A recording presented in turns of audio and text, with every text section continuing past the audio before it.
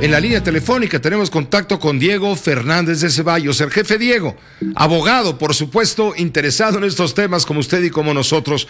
Diego, muy estimado Diego, ¿cómo estamos? Buenas tardes.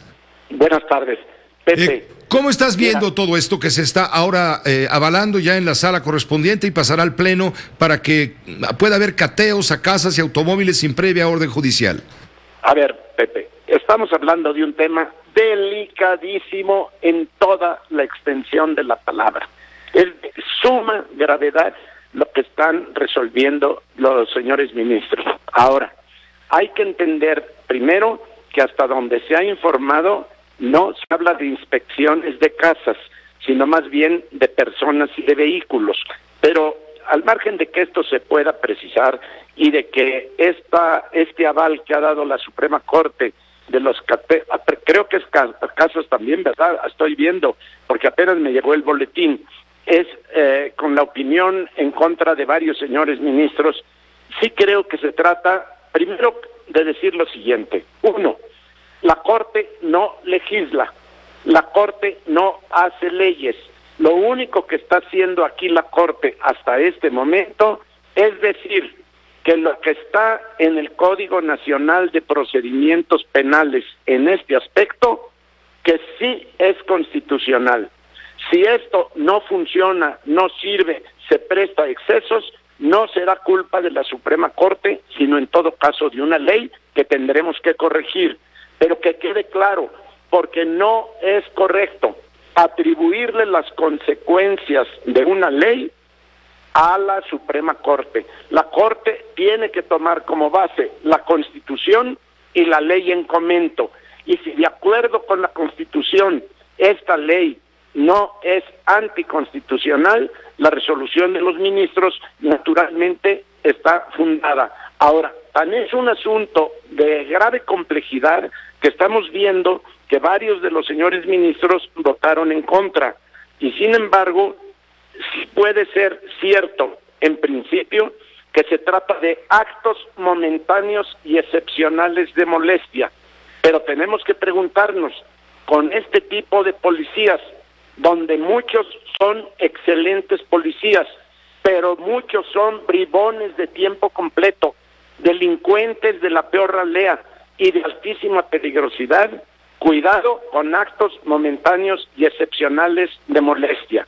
Lo digo porque no hay que olvidar que va dirigido a un grupo humano que está precisamente en términos de ley funcionando como policías, pero constantemente se sabe de abusos, de atropellos y de delitos gravísimos que cometen algunos de estos elementos.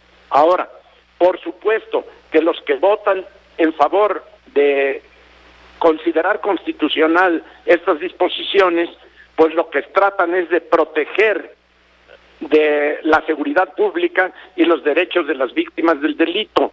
Por supuesto que tiene razón el ministro Javier Lainez cuando dice que hay veces que el ilícito es evidente, o sea, que a simple vista de la policía se ve que se está cometiendo un delito en flagrancia, pero hay veces que resulta necesario la inspección, que es lo que revela precisamente la materialización en ese acto de un delito.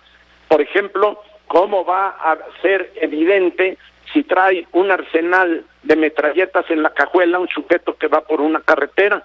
Pues solo hasta que abran la cajuela se evidencia la consumación en ese momento de una conducta observada ya por los policías que se hizo evidente. En fin, yo lo que te puedo decir, Pepe, de veras que es un grave tiro el que está resolviendo la Corte.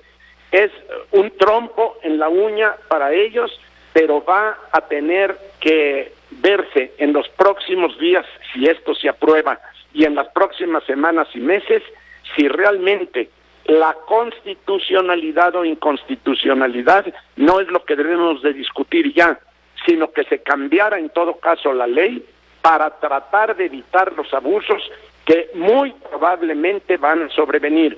Si ahorita ya sabemos que muchos policías en carreteras, en caminos, en calles y poblados hacen abuso del que va pasando y por una absoluta desvergüenza los detienen sin ninguna justificación, pues me parece que sí estamos tocando un tema verdaderamente alarmante. Vamos a ver qué resuelve finalmente la Suprema Corte, porque hasta donde tengo entendido, 4 señores ministros votaron en un momento en contra y otros a favor. Vamos a ver cómo queda esa numeración y qué es lo que sucede a partir de ahora, porque entrar a casas o entrar a inspeccionar vehículos o esculcar, como se dice comúnmente, a los ciudadanos, pues imagínate tú, el que vaya en la calle no necesita tener antecedentes criminales, sencillamente por un uso abusivo y tramposo, pues te van a estar molestando el que quiera y para lo que quiera. Me preocupa mucho la decisión. Claro, sobre esto la ministra Norma Piña, Fernando Franco, González Salas, Arturo Saldívar, Lelo de la Rea se han pronunciado en contra de este proyecto. Ellos alegan, no se generan las garantías mínimas de protección de los derechos fundamentales. Ese es el argumento. Pero ¿sabes por qué, Pepe? Porque seguramente los ministros se están considerando una realidad. ¿Cómo están integrados nuestros cuerpos policíacos? ¿Y con qué tipo de personas, de preparación, de estudios, de garantía de que su expediente ha sido limpio y que van a seguir actuando con limpieza? Si cuando se hacen revisiones sobre la idoneidad de los policías y se les hacen pruebas de confianza, la gran mayoría en algunos poblados salen fuera de esa confianza. Son absolutamente inidóneos para ocupar esos cargos. Y si ahora vamos por un pueblo y cualquiera nos dice deténgase porque quiero revisar si trae droga o trae armas, bueno, pues van a causar molestias que no necesariamente sean momentáneas ni excepcionales, sino que puede ser también un modo de extorsión, de atropello y de delito por parte de los policías. Y el hecho que nos digan que todo lo que hagan estos señores tendrá que ser revisado por los jueces de control, yo te aseguro que el 99% de las detenciones momentáneas no van a llegar al juez de control, porque si tú vas por Tlalnepantla o por San Juan de las Pitas y te detienen 2 policías simplemente para revisarte tu coche, tu persona, tu ropa, tú no vas a llegar al juez de control necesariamente, pero las molestias te las pueden ir haciendo esquina por esquina. A mí sí me preocupa, pero desde luego respetando a cada uno de los ministros en su criterio y sobre todo entendiendo que lo que están resolviendo es si esas disposiciones legales son o no constitucionales. Y ahí es donde tienen ellos una diferencia respetable en ambos criterios. Yo en este momento me inclinaría por la posición del ministro Saldívar, Cosío, Piña y Fernando Franco. Es mi inclinación elemental con los datos que se han dado hasta este momento. Que no te podría decir después de un estudio más concienzudo. Desde luego, y te lo vamos a agradecer como buen abogado y observador delicado de todo esto, pero no quisiera dejar de comentarte brevemente, te pido un comentario también, a la decisión del Instituto Nacional Electoral que determinó que la Procuraduría General de la República violentó el artículo 134 de la Constitución. Esto vulneró la equidad de la contienda electoral al difundir el video donde aparece el candidato de la Coalición por México al frente, Ricardo Anaya, apareces tú y aparece otros líderes políticos en esto que ha sido tan escandaloso. ¿Qué te parece lo que dice el Instituto Electoral, Diego? Desde luego yo concuerdo con el Instituto Electoral, pero además no solo violó normas que hacen inequitativa o injusta la contienda política, hay en el fondo de ese comportamiento delito específico y grave, que es divulgar una conversación privada, obtenida además sin consentimiento de los que hablábamos y que después se haya difundido.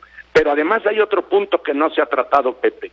Desde el momento que un funcionario le dice allí al licenciado Anaya que si desea declarar, que sería distinto decirle, lo vamos a citar o le exigimos que comparezca, si hubiera sido exigencia o si le hubiera llegado citatorio, se podría entender que simplemente se le citaba como testigo.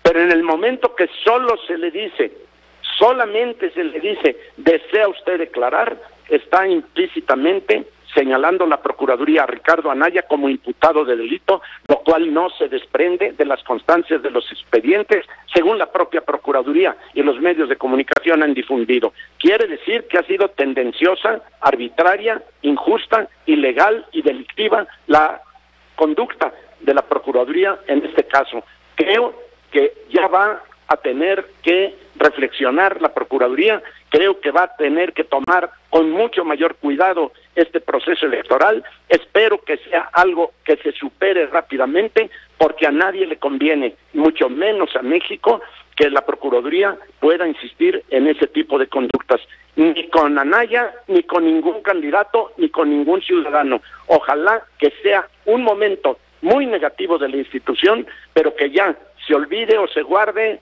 o se deje atrás para que podamos tener una competencia donde nadie tenga a su favor o en su contra a las instituciones del Estado. Muchas gracias, Diego. A ti, José. Adiós. Adiós, Diego Fernández de Ceballos, la bitácora del jefe Diego.